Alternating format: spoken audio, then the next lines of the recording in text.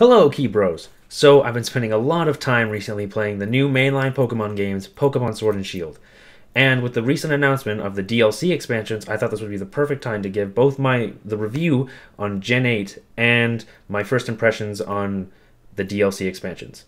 So, let's get started. The game starts off pretty traditionally with you getting your starter and going out into the world. The only difference being really that you get it from the champion instead of the professor, which I guess is an interesting little tweak. With your companion chosen, you then go out into the world exploring the new Galar region, which is based on the UK, catching Pokemon, battling the 8 gym leaders, and becoming a Pokemon Master. Gameplay-wise, Pokemon Sword and Shield streamlines and improves a lot of the game mechanics while still keeping its nostalgic feel from previous games.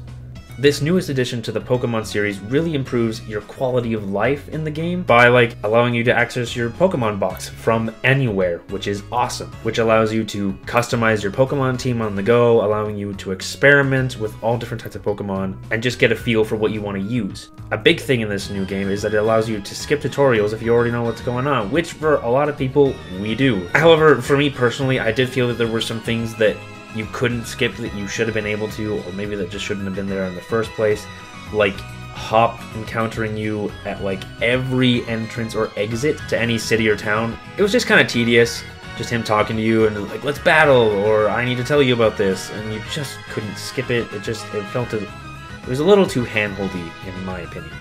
But maybe that was just me. This game gets rid of some unliked tropes from previous ones, like continuing with Sun and Moon's no HMs. It's awesome. I really like it. Instead of the rideable Pokemon now, we have the Corviknight Taxi and the Rotom Bike, which are very welcome changes. They fit a lot better in the world, I think, and they're just really cool. It also borrows the no random encounters from Pokemon Let's Go, which is also really great.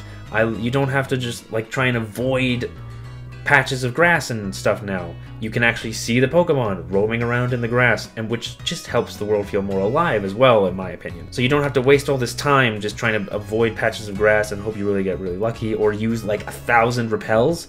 Well, you just have to look for where the Pokemon are and dance through if you just want to mow past. Or if you are looking for a particular Pokemon, you can wait and look around, maybe run through the grass to get a special encounter and hope that's it, or maybe wait for it to pop up and run at it. Also, the new XP candies really help with team customization. So if you're switching a Pokemon out that you've just caught and you want to try it out, you can use these XP candies to level it up to around the same range that your other Pokemon are at. And it just helps with the whole no grinding experience and just helping you get a feel for what you want to use on your team. Another thing that this game takes from another game and improves on is the regional variants from Sun and Moon. Regional variants were a very cool, interesting idea that were introduced. Pokemon Sword and Shield takes that idea and amps it up by introducing alternate evolutions for those variants. So now some of them don't evolve into Galarian Persian. No, now we have Berserker and stuff like that, which is a very cool welcome change that I thought was very awesome and interesting. And of course, what this Pokemon game does is something pretty much every Pokemon game before it has been able to do. It maintains its unique balance of accessibility for new players who have never done this before, have no idea what's going on, but still has those hidden stat mechanics and perfect breeding for us hardcore players who really want to get good.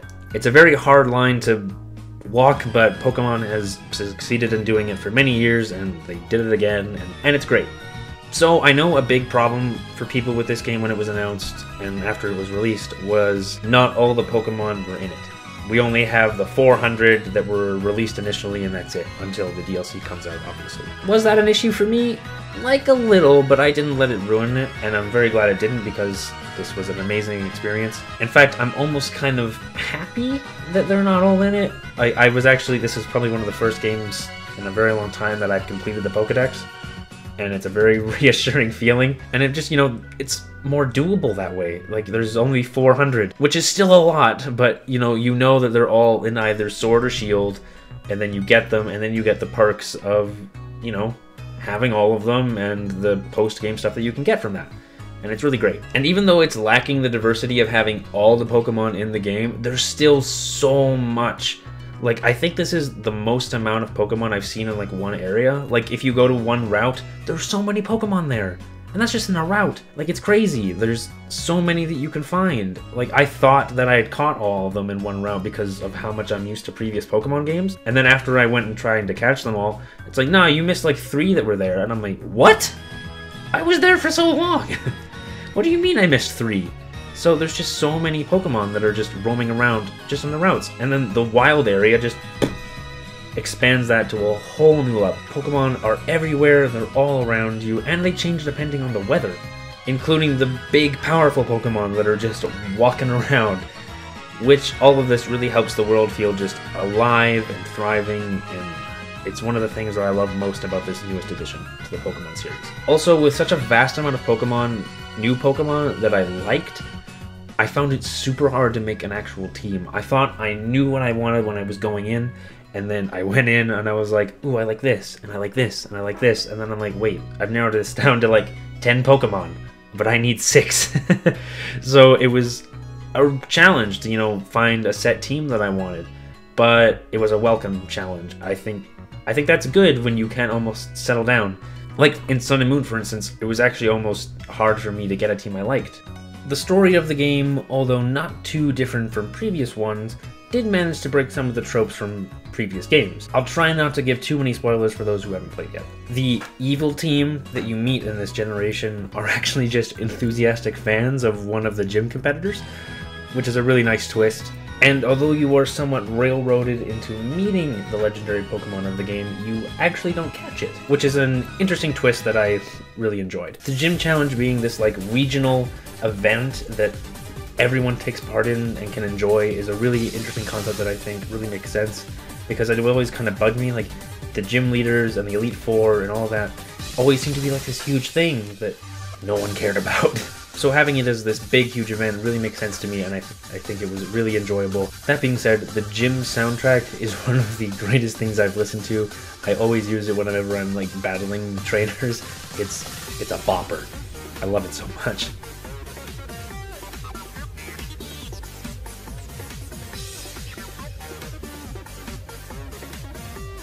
Also, having different gym leaders for both games is really cool. There's 2 different ones, well there's 4, and 2 of them are in one and 2 of them are in the other, which is a really interesting concept to have different gym leaders for the games. It's not something that I believe has been done before, and at least it was my first experience with it, and I really enjoyed it. I thought it was really cool. Speaking of the gym challenge and the gym leaders and all that, I think it was a really interesting idea with the gym challenge, how it introduced multiple rivals for you to have. It was a very smooth way to go into that, and it introduced rivals who I think are really cool. I think this is probably the best game I've seen rival-wise, with multiple rivals.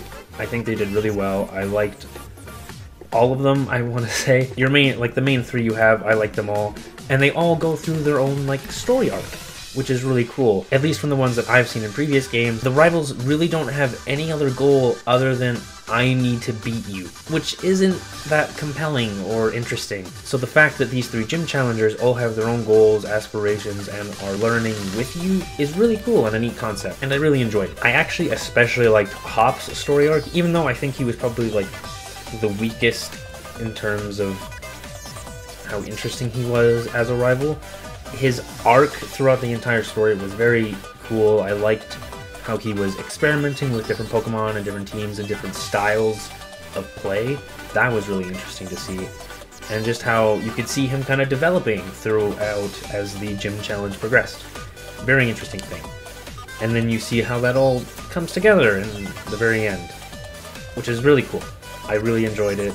And just like Hop, all the gym challengers pretty much find their own way. They make their own path, they do their own unique thing. It's something I haven't seen before that I really enjoyed. Also, once you defeat the gym challenge and you are the best that ever was, there's actually a fair amount of post-game for you to do, which will be even further expanded upon in the DLC, which I'll talk about later. But yeah, the post-game was actually really interesting. It wasn't what I expected. I actually found myself really enjoying it, and it further expanded on the lore of the region and the legendaries and everything, and I found it really cool. Alright, so now on to one of the biggest things that Pokemon Sword and Shield has added, which is Dynamaxing and Max Raid Battles. So Dynamax Raid Battles are a huge new addition to the gameplay experience of Pokemon, that allows you to team up with other trainers to go and battle these huge Pokemon. And teaming up with other people is something I've been waiting for so long in Pokemon, and it's done in a really fun way, and I loved it a lot. Dynamaxing and Gigantamaxing are an interesting mechanic that both improves the gameplay experience and also expands the lore of the region, which I am a sucker for lore. I love lore. So it's a very fun thing, even though it is just kind of a, a variant of Mega Evolution. That being said, I do kind of find it weird that Mega Evolution has just kind of been swept under the rug and just not really talked about, despite how much it expanded the lore of Pokemon as a whole.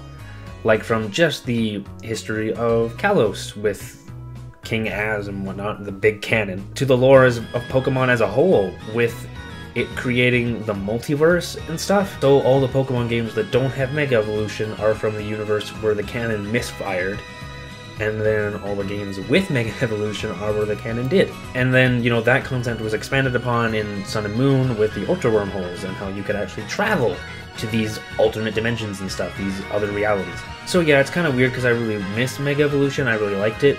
But nevertheless, Dynamaxing and Gigantamaxing is still a very cool concept that are fun new additions to the Pokemon games. Hey, this is Editing Kieran. I can't believe I forgot to mention, but I think one of my most favorite things, actually no, it's definitely my favorite thing about this game, is Pokemon camping. It's so awesome. I love it so much. I do it every chance I get, even probably more than I should. I think pretty much every Pokemon fan can relate that ever since we've watched the Pokemon show and everyone's sent all their Pokemon out and they eat and they have fun, I've wanted that. And finally we can. So yeah, I love how you can just have a good time with all your Pokemon and eat with them and enjoy the same food. It's so wholesome and awesome. I love it so much. Okay, so graphics. I've never really been much of a graphic person. They're nice, they're pretty, but I don't let it define my gameplay experience, as I know there are many people out there who that's all they care about. As long as this game looks good, they could care less. I'm not one of those people. However, that being said, Pokemon Sword and Shield is beautiful. It is by no means the best looking game on the Switch, but it is still a beautiful game, aesthetically pleasing, and I just found myself bewildered by everything. Like when you step foot into the wild area and it does that huge pan over everything and you just get to take in the full glory, it's incredibly visually appealing and surpasses the handheld versions for sure. The game runs really smoothly with like virtually no frame rate issues, as I know some previous games have known to kind of falter with, but this game has no problem with that really, and it's great, makes the experience so much smoother.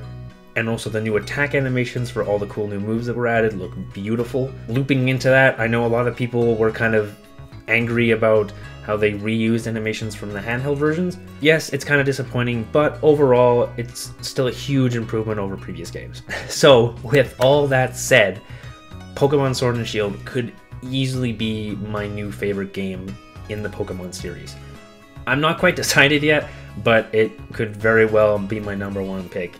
Especially with these new DLCs coming out, I've just had an amazing time playing this game and cannot wait for the new expansions to come out. And now, speaking of the expansions, I'll give you my first impressions on what I think of what's been announced. So in the latest Pokemon Direct, they announced that more Pokemon are going to be added, both old and new. I kind of figured they were going to be adding some of the old Pokemon in an update, but I did not anticipate this huge DLC announcement. That kind of blew me out of the water. So the DLCs that have been announced are the Isle of Armor and the Crown Tundra.